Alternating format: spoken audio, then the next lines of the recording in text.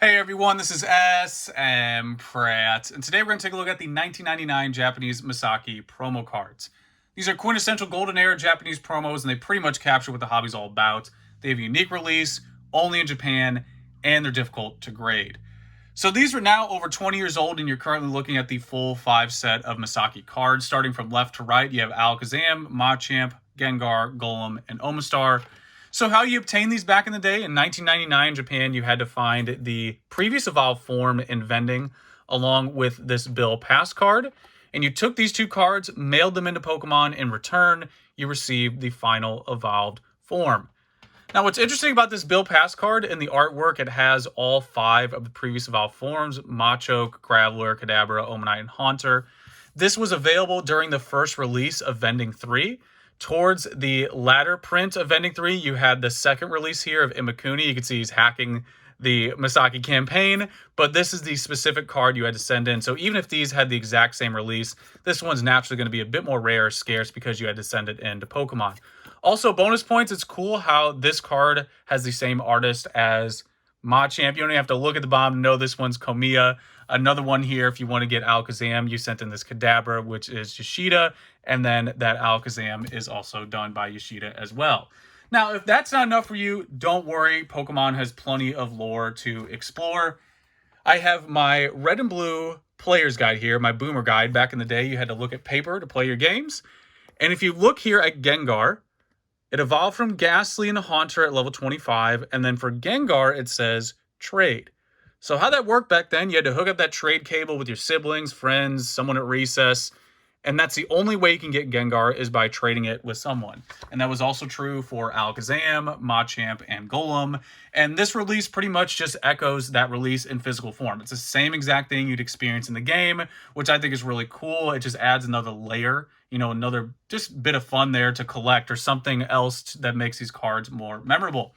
Now, some people ask, why is this guy on the end included? Why is Omastar here? Because you didn't have to trade to evolve Omastar.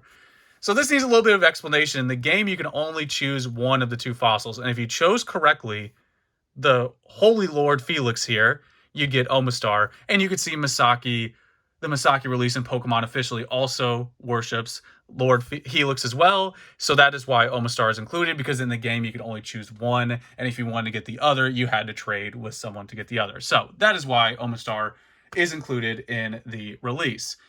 Now, that's a quick synopsis on its release. Let's talk about the behind the scenes, the grade ability. So, as a boomer does, I printed out the pop report so we can look at it nice and clean here. So, starting with Alakazam at the top, this is the total amount of cards graded. You have 310 total copies. And you'll notice right away the 10 only has 30. That's not even 10%. More specifically, if we combine 9 and 10, that's not even half of the total pop. So more than half of the pop is below the 9 and 10 grade combined. Also, these cards weren't really playable. They aren't difficult to grade because, you played them in a deck. They weren't Haymaker or something like that. And people aren't sending in cards like this to PSA. So why is it so difficult to grade? Well, here's a perfect example. This is a quintessential snap buy for me as a business. I would buy this card all day. Very clean on the front. Let's zoom in here, 4K. No scratches, no noticeable whitening on the front. Back looks extremely clean. This were on Yahoo Japan. After translation, it'd probably say beauty goods or super ultra mega beauty goods. But if we turn in the light a bit, get Krillin to do a little bit of solar flare here, you see that in the corner? You see that little subtle indent? That is the Misaki Mark. That is what's known as the Misaki Mark. This is due to how the card was released. And don't worry, it has a younger brother here at the bottom. There should be one here at the bottom as well. If we can get it right in the light, there it is. You see it? There you go. Those are the Misaki marks. So why you have those subtle indents is because this card was held and pinched in the corners. You had a little piece of paper with the description here on the side, and it was held here in the corners ever so subtly. That's why you have this very subtle imprint. Actually, when you look at the front, it's a little bit more difficult to see on the front. You can kind of pick it up there on the bottom. You see it there? It's stronger here on the top next to the evolution box, but typically you can find it better and locate it better on the back. But again, this is a perfect example of what you can expect for Masaki cards. No whitening, subtle off-centering. You'd expect a 9 if it didn't have that little indent. Now, here's a graded example of the card. This one looks even better than the Golem, in my opinion. Pretty much the same, except the centering is better. That Golem was slightly off-centered in the back. This has better centering. No real whitening. A little bit of dust here, a little side tangent. If you want to clean your house, just toss a bunch of PSA cases around. It'll get any dust in the area. Back on point here with Masaki cards. We'll turn this guy to the corner here. There it is at the top. There is the Misaki Mark again. Probably going to be one at the bottom as well. Usually when there's one at the top, there's going to be one at the bottom. And again, this card looks cleaner than the Golem. And what was the grade result? PSA 5. Perfect real-time example of what you'd expect. Don't worry, there's more. We're going to go through other examples. We have an Alakazam here. Again, looks pretty clean. I would snap buy this all day if someone approached me. And when I say snap buy, that means immediately just buy any card in this condition. Beautiful card. Very similar to the Golem we saw earlier. Turn it to the side. There's our Misaki Mark. So if we go back to the pop report, you'll see PSA 6. 39 copies. That's more PSA 6 copies than PSA 10. Find me any WotC Holo that has that ratio. Outside of like a T17 or something, you're not going to see as many 5 to 6 grades as you do here in Masaki. 5 to 8 alone. There are so many cards in that condition. And again, people aren't sending cards in like this. They're sending in those clean Golems that have that little indent. Now, if that's not enough for you, don't worry, we're still going here. This is an example of a PSA 8 copy, which is interesting because if you turn it around, this card looks like it's more damaged. You see that whitening there? Let me try to zoom in. You see that whitening? A little bit of whitening, a little bit of whitening in the corner. I think a little bit there on the top, maybe. Not sure if they treat that as damage. But if we compare side by side, this Machamp looks cleaner. But this one got the 8 because it doesn't have that indent. See, it doesn't have that indent. I'll hold one the same angle, or try to at least.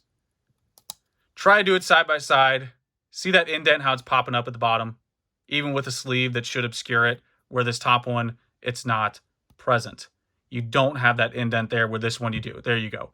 Same exact angle, indent present on the bottom, not there on the top. And again, it's going to be a bit counterintuitive because if you're new to the hobby, you're going to look at this one and say, okay, well, this one's in worse condition and it received a higher grade because it doesn't have that indent.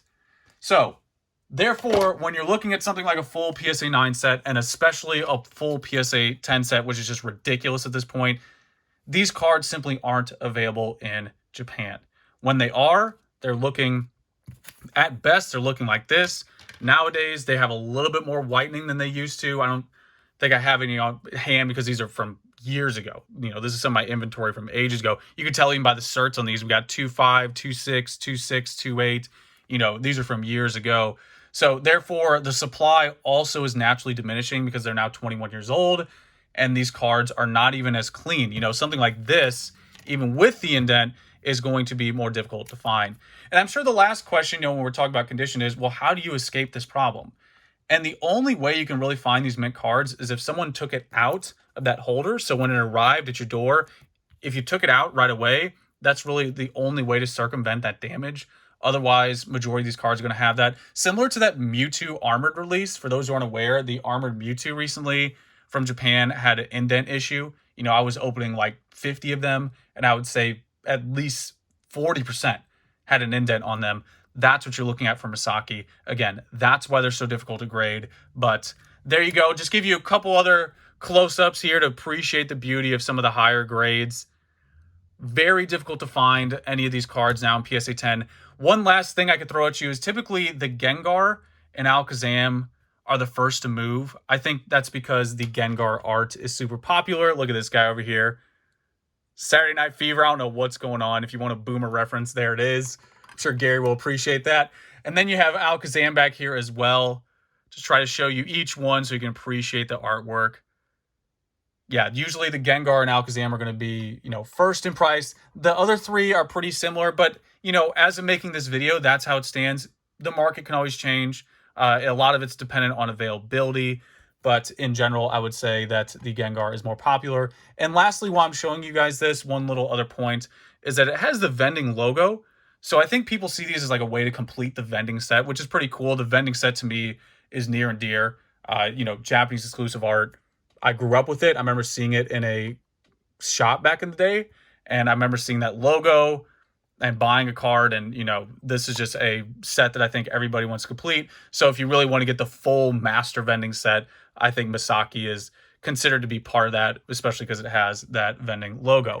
So there it is, guys. That is my video on the Masaki promos. Hopefully I covered everything. Let me know if I missed any points in the comments below. As usual, hopefully this was useful. You know the deal. Let me know how I feel. And that's pretty much it, guys. Till next time.